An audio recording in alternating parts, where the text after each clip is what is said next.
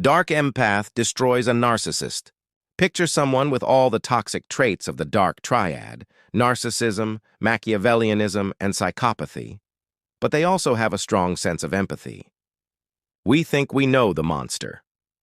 We've been taught to spot the predator who's loud, arrogant, and relentlessly self-centered. The one who sucks all the air out of the room, demands constant praise, and leaves a trail of emotional wreckage without a single look back. We've even given this monster a name, the narcissist. We've memorized the red flags, studied the patterns, and we believe we know what danger looks like.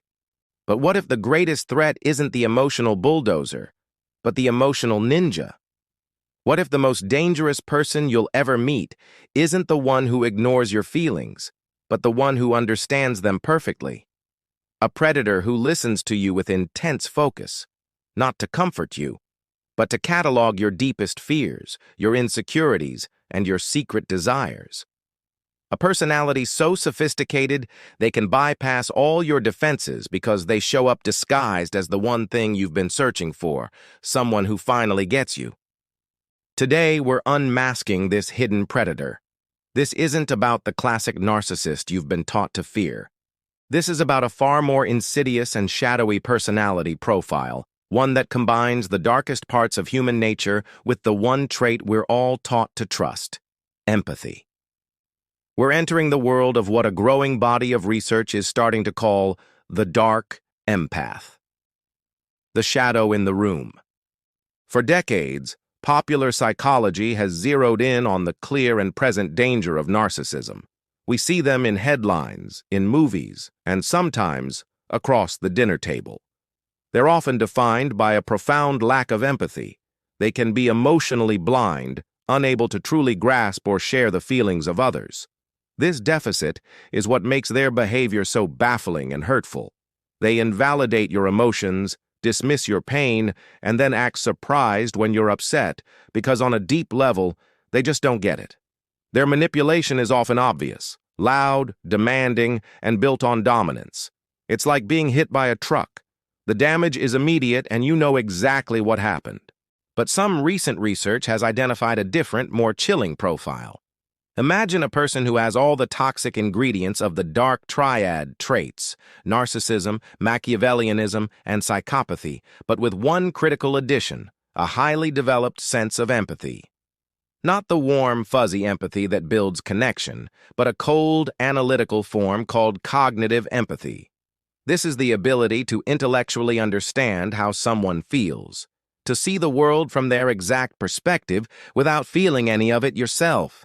This is the profile of the Dark Empath. They aren't emotionally blind like a classic narcissist. Instead, they have 20/20 emotional vision. They can read your micro-expressions, analyze your tone, and detect the slightest shifts in your body language. They use this to build a flawless blueprint of your inner world, not to connect with you, but to control you. While a narcissist's cruelty can stem from an inability to feel for you, the Dark Empath's cruelty is born from their ability to know exactly how you feel, and then choosing to use that knowledge as a weapon. The damage they inflict isn't a truck. It's 1,000 tiny paper cuts. Each one is so small you might dismiss it, until you look down and realize you're bleeding out. The first sign: empathy as a surgical tool. The most defining and dangerous trait of a dark empath is how they turn empathy into a weapon. For most of us, empathy is a bridge. When we see someone hurting, we feel a flicker of it ourselves. That's called affective or emotional empathy. It's what makes us offer a hug or a kind word. A dark empath's empathy just doesn't work that way. They have high cognitive empathy, but little to no affective empathy. This means they can process your emotions like a supercomputer analyzes data without any of the messy feelings getting in the way. Let's paint a picture. Imagine you come home after a horrible day at work, about to cry because your boss just humiliated you. A classic narcissist might ignore you, annoyed that your bad mood is killing the vibe. They might change the subject to themselves or tell you you're being too sensitive. Their lack of empathy is a blunt instrument. They simply don't register your emotional state as important. Now put a dark empath in that same room. You walk in, and they instantly clock the slump in your shoulders and the tremor in your voice. They don't ignore you. They approach you with a look of deep, genuine concern. They'll say, "You look shattered. Tell me everything." They will listen with laser focus as you tell the story, nodding in all the right places. "Of course you feel humiliated," they'll say. "Anyone would. Your boss had no right to do that. You're the most talented person in that department." You feel a tidal wave of relief. You feel seen. You feel understood. But here's the sinister truth. This isn't compassion. It's reconnaissance. As you open up, they aren't feeling your pain. They're logging your vulnerabilities. They're making a mental note. Okay. Fear of public humiliation is a major trigger. Insecurity about professional competence is a weak spot. They aren't connecting with you, they are mapping you. This information won't be used to support you. It will be stored and later used with surgical precision to manipulate you.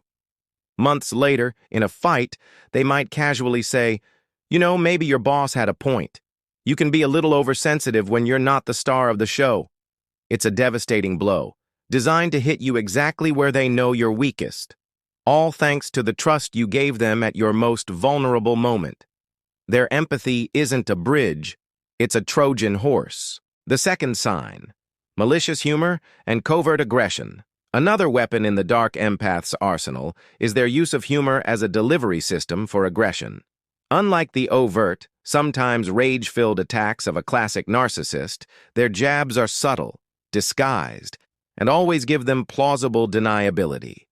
They are masters of the backhanded compliment, the cutting joke, and the sarcastic comment that leaves you feeling small and confused.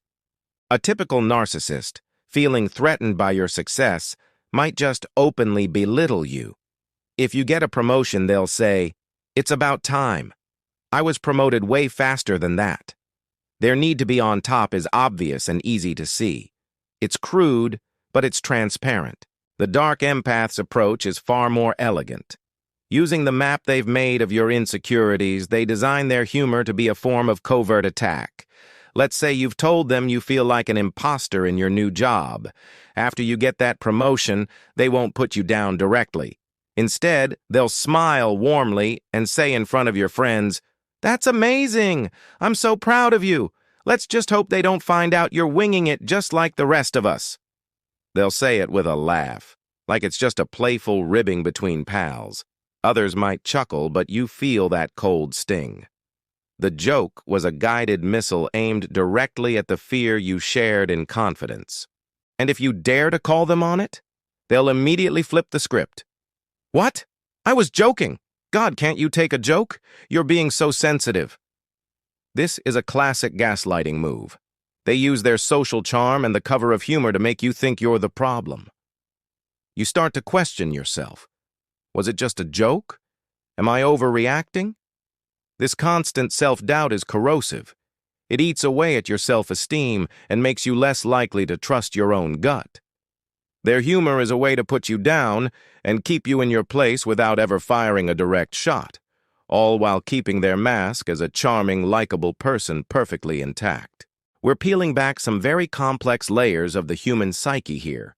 If this information is resonating with you and helping you connect the dots on things you've experienced, take a moment to hit the subscribe button.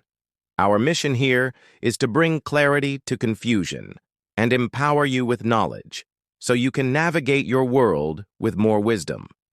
The third sign: cultivating guilt and playing the victim.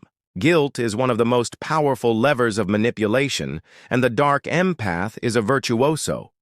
Because they understand your emotional blueprint so well, they know exactly how to make you feel responsible for their feelings and actions. This is often paired with a masterful performance of victimhood, creating a toxic loop where you're constantly apologizing for things that were never your fault. A classic narcissist often plays the victim loudly and dramatically. They'll accuse you of hurting them, but it's rooted in their own entitlement. "After everything I've done for you, this is how you treat me," is a common refrain. Their victimhood is a hammer used to demand something from you. A dark empath's victim story is much more subtle and emotionally tangled. They use their cognitive empathy to frame their pain in a way that is custom-made to trigger your specific sense of compassion. For instance, say you want to spend a weekend away with your friends, a perfectly healthy and normal thing to do. The dark empath won't tell you not to go.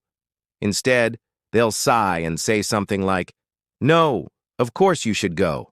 It's fine. I'll be okay. It's just, with everything I have going on right now, I was really hoping we could spend some time together. But it's fine. Your friends are important. I'll just stay here by myself. Don't worry about me." The performance is one of selfless understanding, but the subtext is a guilt trip of epic proportions. They've used your own caring nature against you. Now you face a horrible choice. Either go on your trip and feel racked with guilt for abandoning them, or cancel your plans to comfort them, sacrificing your own needs and reinforcing their control. They are experts at making you feel like you hold all the power, when really, they're pulling every string. They might bring up their past traumas, not to be vulnerable, but to create a sense of obligation in you. "You know how I get when I'm alone for too long because of my childhood," they might say, effectively making their emotional stability your job. Over time, you start to subconsciously edit your own needs and wants to avoid triggering their hurt, trapping yourself in a prison of guilt where their needs will always come first. The fourth sign: social charm and strategic isolation. This next sign is what can make the dark empath so incredibly hard to spot. They are often extremely charming, well-liked, and socially skilled. Unlike many narcissists whose arrogance can be off-putting, dark empaths present a carefully crafted mask of being kind, supportive, and wonderful to the outside world. This serves two purposes. It draws you in, and it isolates you. When you first meet a dark empath, you're probably not the only one who's impressed. Your friends and family will love them. "They pay so much attention to you," they'll say. "They really seem to get you." This outside validation makes you feel even more secure and less likely to question the uneasy feelings that might be starting to bubble up. The dark empath builds this positive public image with absolute precision. They are the perfect partner at parties, the supportive friend in group chats, the thoughtful colleague. Behind closed doors, however, the manipulation continues. The problem is, if you ever try to voice your concerns to anyone, you're met with disbelief. "Are we talking about the same person? They've always been so great to me." This is where the isolation kicks in. The dark empath has built a fortress of social proof around themselves, and by questioning it, you're the one who looks unstable or ungrateful. They might even accelerate this isolation strategically. After you have a small argument with a friend, the dark empath might say, "I can see why you're upset. Honestly, I've always felt like she was a little jealous of your success."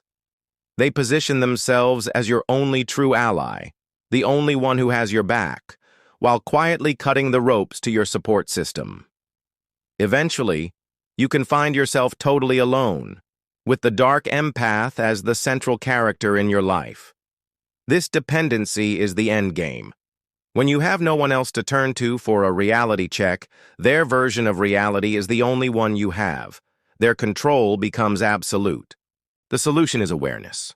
Navigating the complexities of human personality is tricky, and the emerging concept of the dark empath adds a challenging new layer.